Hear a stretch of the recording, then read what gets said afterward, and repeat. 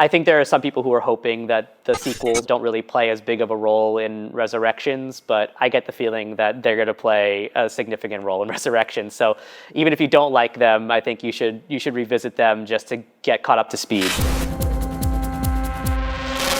My name is Shafeek. I'm the creative director of music at Mondo. We do soundtracks on vinyl for movies, television, video games, and I've been a Matrix fan since 1999.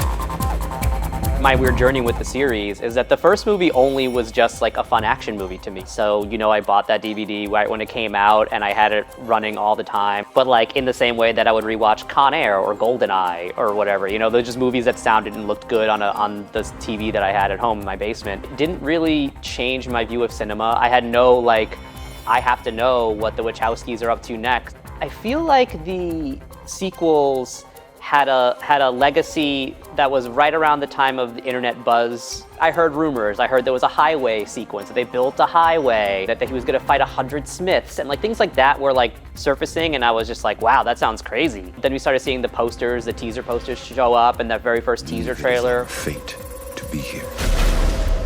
It is our destiny. I remember it being the very first footage of it. It was pretty significant, and I remember that being the kickoff for my general enthusiasm of waiting for the sequels. Matrix Reloaded, I saw it, I enjoyed it. I did not really understand the ending of it. When I walked out of it, switched right into denial. It had been a fact of life. When I saw Batman Forever, I had almost the exact same feeling, where I walked out of it and I was like, yeah, I liked that. Yeah, I liked that. And I think I watched it on DVD once more, but then I never thought about it really until Revolutions came out, and I saw that opening night as well. And I remember walking out of that one with my best friend, and he was like, that movie was terrible. And I was inclined to agree with him. And then we went home and never thought about those movies ever again. The end. End of interview. Just kidding. I love those movies so much, and I'm so mortified that I ever had that reaction or response to them. I was at this store called Academy Books and Records in New York City in the Flatiron District, and I saw this 10-disc DVD box set that came out for The Matrix after Revolutions came out that had a bust of Neo. And I remember looking at it, and my reaction to it was, who would have bought this in the first place? I knew it was at a used record store, obviously someone sold it, but I was like, who bought this thing in the first place? And that just to borrow a phrase, was a splinter in my mind. And for a couple of weeks, I just kept thinking about it. I just Googled Matrix Reloaded is good, actually. And I found this article, this blog that this person had posted where they dissected Reloaded and Revolutions. And I read through it and was like, oh my God, I gotta rent this movie and watch it again. From the second the movie started, the second time around when I watched it as someone who was 5, 6, 7 years older, immediately it clicked for me. Everything that was troubling or difficult to me the first time around, I either enjoyed or I was eager to find out why I was butting up with conflict for it. Let's get the obvious stuff out of the way. You're not human, are you?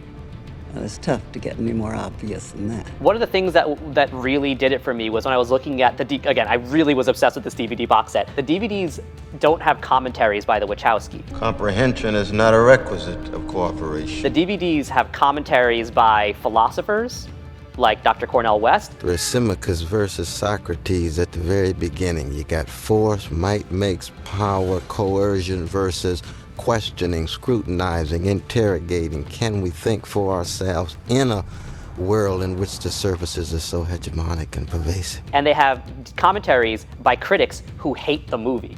They gave an audience to people who love it and people who hate it. And inside the box is a booklet. And in the booklet, the Wachowskis speak to the idea of not wanting to add any dogma to it. And in fact, the sequels in particular are about humanity's relationship to dogma. They made the films that they wanted to make, and now it's everyone else's to decide, up to them, what the films are actually about.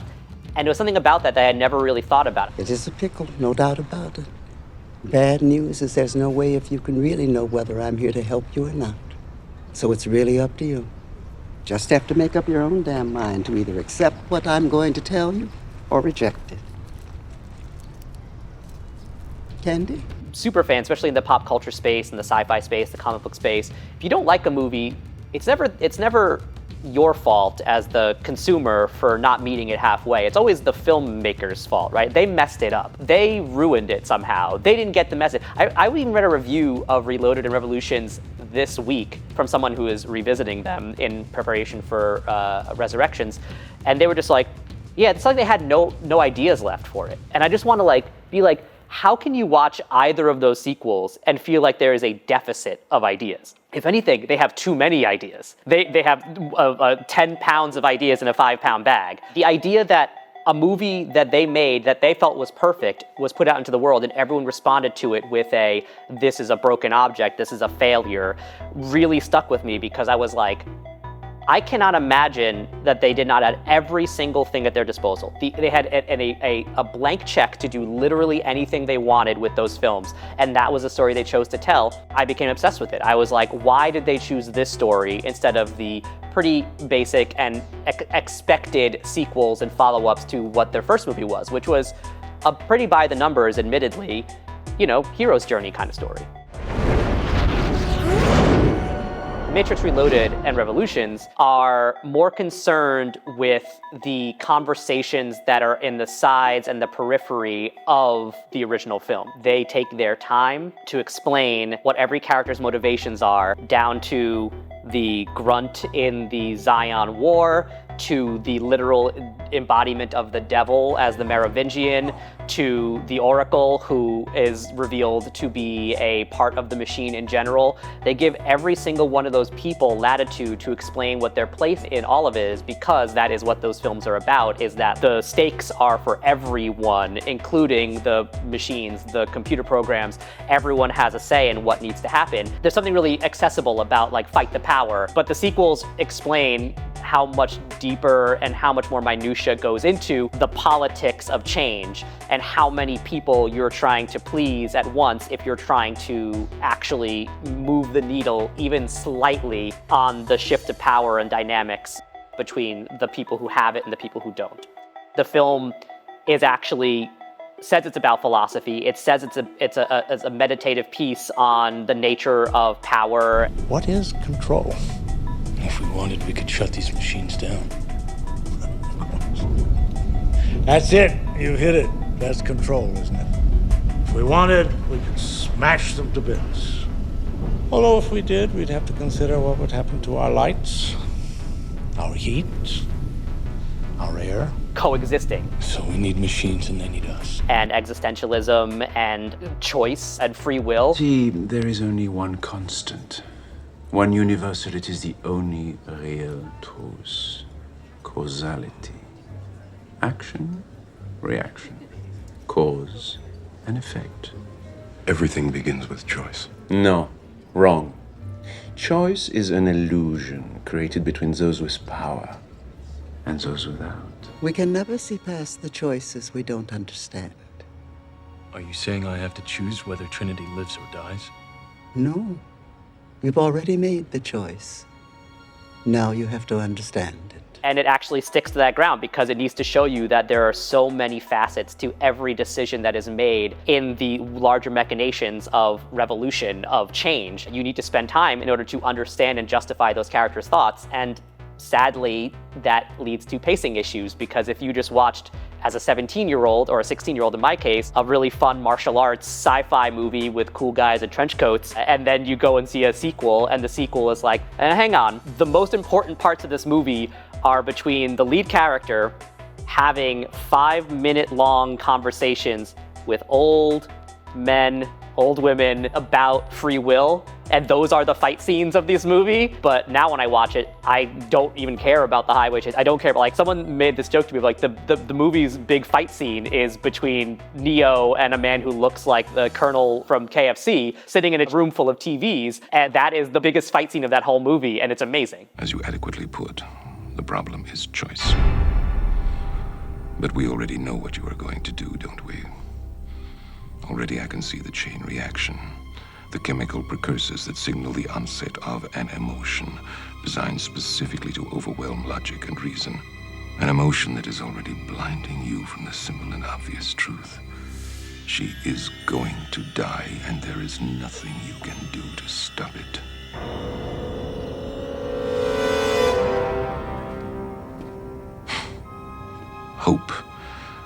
quintessential human delusion, simultaneously the source of your greatest strength and your greatest weakness. If I were you, I would hope that we don't meet again.